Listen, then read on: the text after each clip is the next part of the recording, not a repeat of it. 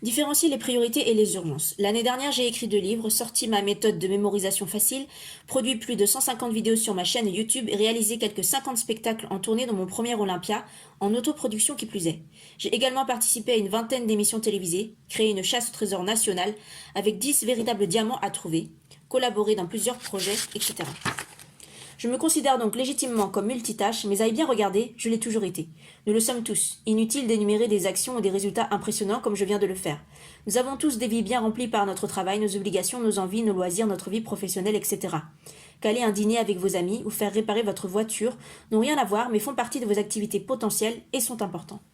Je me suis rendu compte de cette réalité en aidant des amis qui semblaient organisés, mais qui déconsidéraient complètement ce qui n'était pas professionnel dans leur organisation.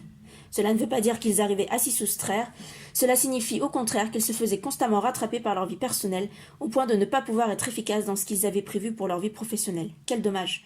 Et je ne parle même pas de la charge mentale qu'ils vivaient en permanence. Dans le domaine artistique, j'ai connu des artistes très prometteurs, qui ne trouvent pourtant jamais leur place en haut de l'affiche, sauf hasard anecdotique. Ils ne pourront pas la trouver, tant qu'ils ne géreront pas leurs priorités efficacement. Et attention, je ne dis pas privilégier un domaine ou un autre, pro, perso, développement personnel, etc. Je parle juste de porter dessus un regard objectif, de connaître sa propre grille de priorité, et de s'organiser en fonction. Un excellent moyen est de rentrer dans la matrice. Prenez la pilule rouge, Néo, je vous emmène découvrir les rouages de la matrice d'Eisenhower. Dwight Eisenhower fut le 34e président des États-Unis d'Amérique, et peut-être le plus productif d'entre eux. Ses journées semblaient composées de 48 heures. Une seule raison à cela, une matrice simple qui peut être griffonnée sur un coin de table à n'importe quel moment. Reproduisez cette matrice. C'est fait.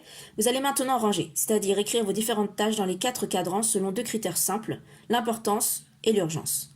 L'importance dépend bien sûr de vos propres filtres, voire les filtres professionnels et les filtres personnels plus haut dans le livre. L'urgence est conditionnée par les dates, les deadlines et les résultats souhaités. Urgent et important.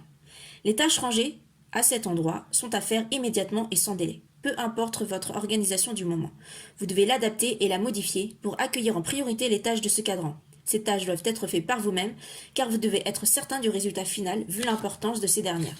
Quelques exemples dans plusieurs domaines. Un dossier à rendre prochainement, un rendez-vous chez le médecin, renouveler votre assurance santé, répondre à des mails décisifs, manger correctement aujourd'hui, etc. Avec un minimum d'anticipation, vous verrez que vous pourrez planifier la plupart de ces tâches, ce qui vous permettra d'en déplacer de plus en plus dans le cadran suivant, à savoir important et pas urgent. Tout ce que vous écrirez ici est à planifier. La seule priorité que vous avez est de les anticiper en les programmant dans votre planning. Dans la majorité des cas, vous devrez aussi faire ces tâches vous-même ou être à minima le superviseur présent et actif de leur réalisation. Quelques exemples dans plusieurs domaines. Lire un livre, faire du sport, planifier sa semaine, passer du temps avec ses amis, faire un rétro-planning pour une nouvelle idée, trouver une nouvelle idée pour un projet, etc. Comme vous vous en doutez, c'est le cadran le plus important. C'est celui qui génère votre bonheur, votre épanouissement personnel et votre réussite professionnelle. C'est en utilisant cette matrice que j'ai pu constater que je repoussais toujours ce qui était dedans. Je ne vivais que dans la colonne de l'urgence, obnubilée par le temps qui m'oppressait, en avançant continuellement. Le premier et le troisième cadran prenaient toujours le dessus. Le constater est déjà un premier vrai déclic qui va vous permettre, en utilisant cette matrice, de corriger cela. Pas important, mais urgent. Malgré leur caractère urgent, ce sont des tâches qui peuvent attendre un petit peu. Du moins le temps de les transférer à une autre personne. Le degré d'importance étant faible, vous pouvez facilement les déléguer. Alors faites-le. Vous devez déléguer l'intégralité des tâches qui se trouvent à cet endroit. Les réaliser vous-même vous fera perdre du temps au lieu d'en créer en plus sur de vraies tâches. Quelques exemples dans plusieurs domaines. Les divers appels téléphoniques, la gestion de vos réseaux, les services que l'on peut vous demander personnellement ou professionnellement, l'organisation d'un déplacement, votre envie de trouver des solutions pour un problème qui ne vous concernait pas et devenir cette solution, le traitement de la plupart des mails que vous recevez chaque jour, etc. Cette partie est terrible, car c'est un miroir sur qui vous croyez être. Je l'ai vécu et le changement n'est pas toujours simple. En effet, lorsque l'on s'occupe des tâches du troisième cadran, on a tout d'abord le sentiment de faire énormément de choses, d'avoir été productif. Dans les faits, je me souviens que j'étais occupée à ne rien faire d'important. Pourquoi se complète-t-on dans ce cadran? Parce que les personnes qui vivent dedans semblent plus appréciées. Elles paraissent serviables et sympathiques grâce à tous les services qu'elles rendent. Au final, les tâches que vous réalisez dedans sont souvent importantes pour les autres, mais pas pour vous, au détriment de vos véritables buts.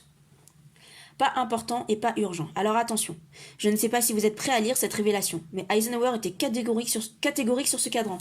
Vous ne devez pas déléguer ces tâches, vous ne devez pas non plus les faire vous-même, vous devez simplement les jeter et les oublier. Si elles ne sont pas importantes et pas urgentes, alors elles n'ont pas lieu d'être. Ce sont des tâches inutiles. Quelques exemples dans plusieurs domaines. Lire les réseaux sociaux, regarder la télé sans intention de regarder un programme spécifique, aller faire les boutiques sans but d'achat prédéfini, jouer à un jeu vidéo quand ça n'est pas sur son temps personnel, voir chapitre sur les différents temps. J'ai volontairement mis des exemples de vie personnelle pour revenir dessus. Je ne pense pas être aussi drastique qu'Eisenhower. Je conserve ces tâches si et seulement si elles m'apportent un vrai plaisir. Je les rentre alors dans mon temps personnel. Me concernant, j'en réalise quelques-unes sur les moments de pause que j'ai choisis consciemment et à la condition sine qua non qu'elles m'apportent plus qu'un sentiment neutre, donc un sentiment final situé dans un spectre allant du plaisir au bonheur.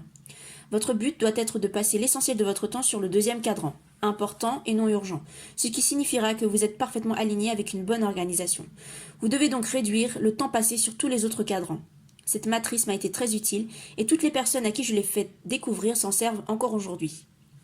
Comment utiliser la matrice d'Eisenhower? Dans un premier temps, utilisez-la pour faire le point sur une semaine type, puis sur une journée. Enfin, vous pourrez l'utiliser ponctuellement quand vous vous sentez un peu débordé ou envahi. Un papier, un crayon, 2 traits, et vous pouvez faire un arrêt sur image